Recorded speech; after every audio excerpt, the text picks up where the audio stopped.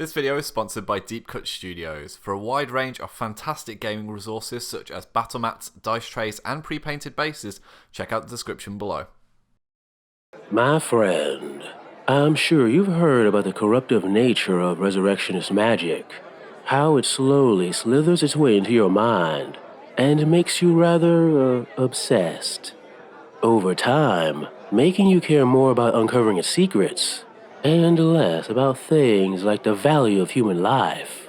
To resist something so insidious requires either someone with an extremely strong will or something rather special within them that protects them from its influence. And for an example of the latter, you need not look any further than Reva Cortinas. Now, it may shock you to know if you met her today, but Reva was born in a fairly well-to-do family, one with very, very strong ties to the guild, perhaps even one of its founding members. Despite her upbringing, though, she didn't grow up as influenced by her privilege as many of her peers had. Truth be told, she was a rather awkward kid, and was probably teased to all hell when she was growing up on Earth. But that awkward kid gained an otherworldly confidence when her family decided to move to Malifaux. She began walking through graveyards late at night and whispering to spirits no one else could see, and was able to instill a sense of purpose and devotion in those around her. A wonderful talent for an adult, but coming from a young child was rather disturbing. Her folks took her to every doctor they could, but they found nothing wrong with her, at least physically. And with the issue not being of the physical nature, they decided to look for a solution of the spiritual variety, and called an exorcist, those members of the guild who specialize in dealing with all manner of the undead. And fortunately, or perhaps unfortunately if you're the girl's parents, the one they got was Vincent St. Clair. Now Vincent, when he became an exorcist years ago, joined the organization with the best of intentions, wishing to stop the evils perpetrated by the Resurrectionists, seeing the position less as a job and more as a duty he performed for the common good. But he quickly learned that the guild tended to focus less on humanitarian efforts and far more on efficiency. Killing or binding a resurrectionist or undead monster as quickly as possible was seen as far more important than saving the innocent folks under that being's thrall. As much good as he was doing, having to put down a family or two he could have saved while pursuing an evil mage was really wearing him down emotionally. But, like many who worked in jobs they hated, he kept his head down and did what he was paid to do, believing himself powerless to make any real change. That was until he climbed up to the attic of the Cortinas residence and saw Reva tied to her bed. And in that moment, something in Vincent changed. Maybe it was Reva's strange ability that instilled a loyalty within him and re-sparked a sense of hope he had lost long ago. Or maybe it was the fact that the organization he worked for seemed perfectly fine tying up a little girl to a bed just because she wasn't acting proper. Whatever the reason, Victor quickly freed Reva and led her out of there, becoming her closest advisor and greatest protector ever since. From there, Reva spent the next couple of years wandering the quarantine zone and slums of Malifaux City, gathering the lost souls in its forgotten alleys and backstreets along the way, many of these folks becoming her shield bearers and protecting her as she continued her wandering. But the living aren't her only followers. The dead also see her as some form of savior. Corpse candles whose light guides those seeking her out, and also warn off those who would dare harm her. Drowga, who, while not managing to manifest magic in life, did manifest it in death, becoming a maddened but extremely strong form of zombie. Lamphads, former miners of the old mining town of Prosper, who died when the entire town was consumed by flames, and came back as vengeful, fiery souls. And even restless spirits, folks who held such a grudge in life that they came back as a ghost to inflict their revenge. In the years since Reva left her home, she has amassed quite the following, So much so that there was a worry for a bit that she couldn't provide for so many. That was until the Free Corps left the Powderburg district a while back. Although the Free Corps left plenty of traps to dissuade looters, Reva and her followers have slowly started taking over the district, and already even more folks are heading over to this bastion of peace in the chaotic city of Malifaux. The question, though, is how long that peace can last. You see, many see Reva as a beacon of hope, and hope is a rare thing in Malifaux. And there are many forces in this world who would love to snuff such hope out. If you choose to follow her, my friend, know that you'll probably be facing the worst Malifaux has to offer trying to protect her. And if that's a path you're willing to take, then all I can say is that I hope this beacon of light guides you to a brighter tomorrow. Hi guys, and welcome back to our Malifaux Masters Breakdown, where we showcase the factions and personalities vying for soul stones and dominance within the Broken City. Today's episode features the Resurrectionist Master Reva and her Revenant keyword of quarantine followers.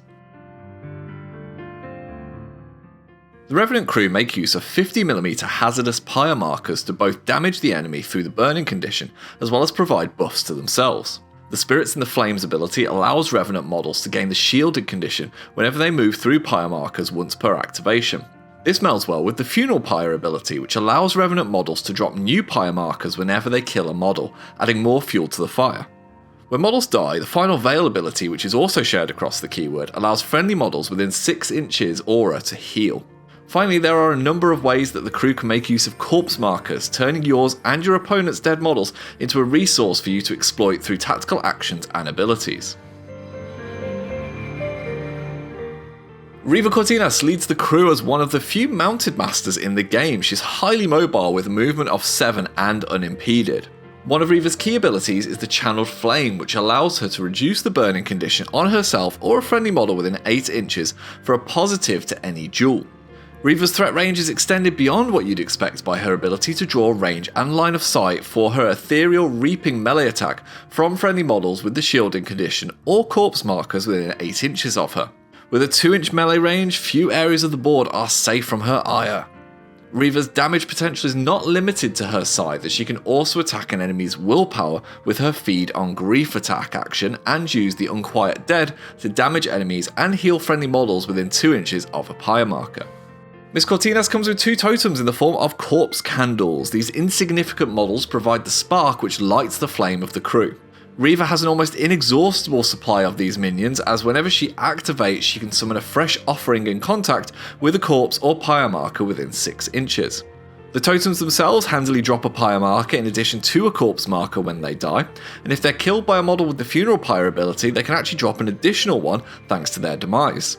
Finally, the candles also count as corpse markers for friendly models' actions or abilities, making them absolutely essential during the early turn setups.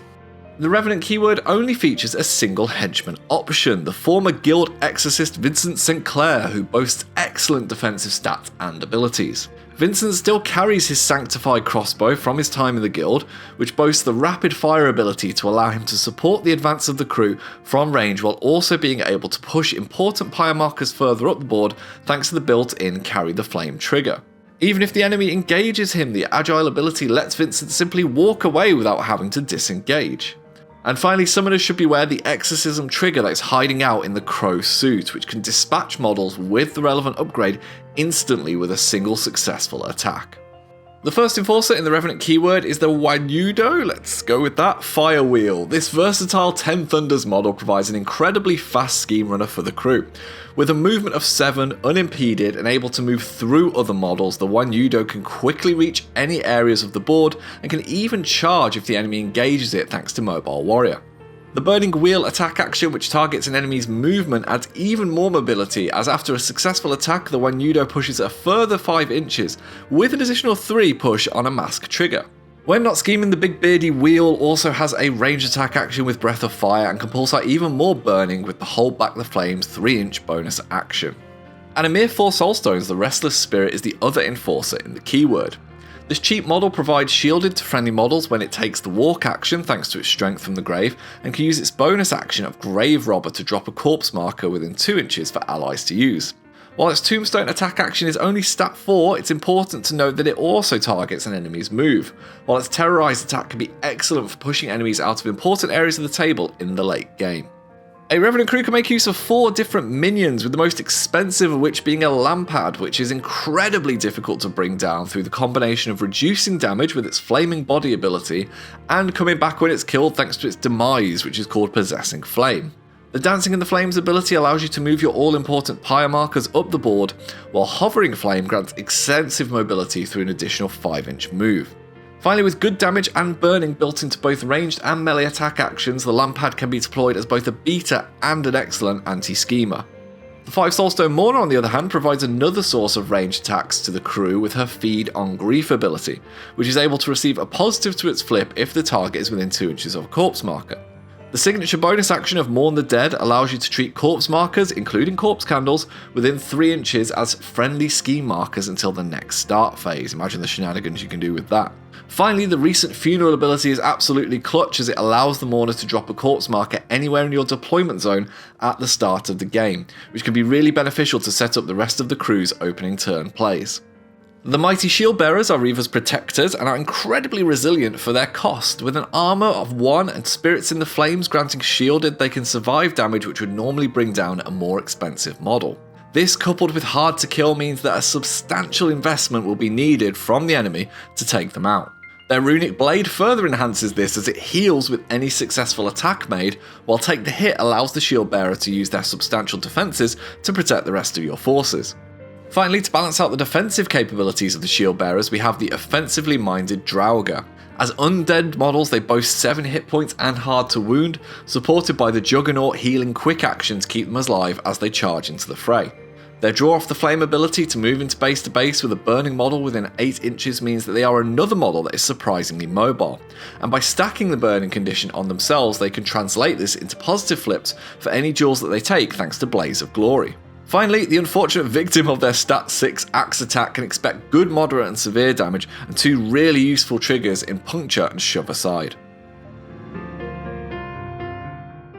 The Revenant crew relies heavily on synergies between models in keyword and being able to manipulate corpse and pyre markers, as well as the burning and shielded conditions. The crew boasts excellent range and board control, able to zip across the battlefield quickly or play the long shooting game. Reva herself can put out a lot of damage and threaten models from distance thanks to the placement of corpse markers and shielded friendly models to make the most of her impressive ethereal reaping. Ideally, Reva wants to spend her time in a pyre marker so that every time she takes an action, she gains more burning, which she can then convert into positive flips. If you do it right, you can have positive flips on pretty much every duel that you take throughout the game, which you can also apply to your Drowga further up the board. Strategies that encourage the enemy to come to you will be best for the Revenants, where the combination of condition and range damage will ensure that you can control the game through attrition, or your scheme runners secure vital victory points. Finally, the crew is highly survivable, as you might expect from a Resurrectionist keyword that can make use of shielded. While the Revenant crew is resilient with enough focus, even the toughest model can be brought down. Reva herself has only average defensive stats and relies on the Shield Bearer to protect her from taking real damage, while the rest of the crew's weakened defences will often mean they're losing more defensive duels than winning. With the keyword being so reliant on both pyre and corpse markers, any abilities which can remove these from the game really hurt the effectiveness of Reva's followers, forcing inefficient action economy. Finally, against crews who can manipulate burning to their own ends, the Revenants are at a huge disadvantage due to their inability to reduce the burning damage when it does kick in at the end of each turn. Finally, if you'd like to take the Revenant keyword out for a spin, then why not try this example list to learn the ropes with. You can use Reva and Vincent to provide your main source of damage to the enemy from distance, while the Mourner and Shield Bearer can combine turn 1 to provide focus to the majority of your crew, while the Lampad and Wanyudo use their speed and mobility to run schemes and strategies along the wings. By putting Grave Spirit's Touch on the Shield Bearer, you make it even tougher to kill and increase the length of time that it can protect your key models as you hold the centre ground against oncoming forces. So that brings us to the end of this Malifaux Master breakdown. We hope it's been useful in giving you a snapshot of the crew and its mechanics. A massive thank you to the vocal talents of the wonderful Arvandus during the video's intro. You can find more of his excellent lore content in the links in the description below. For more talk about Malifaux and its masters, why not check out our podcast The Harlefaux Show, where we break down each keyword and why you should play it. Alternatively, we have a wealth of beginner-friendly battle reports here on the channel that guide players through every flip and decision. Whichever you choose, we look forward to seeing you again soon. Take care, folks. Hi guys, and thank you so much for watching our videos. It means the world to us. If you want to see some more, they should be over here. If you want to support this channel, keep these lights on. You can find links to our Patreon and merchandise in the description below. Take care.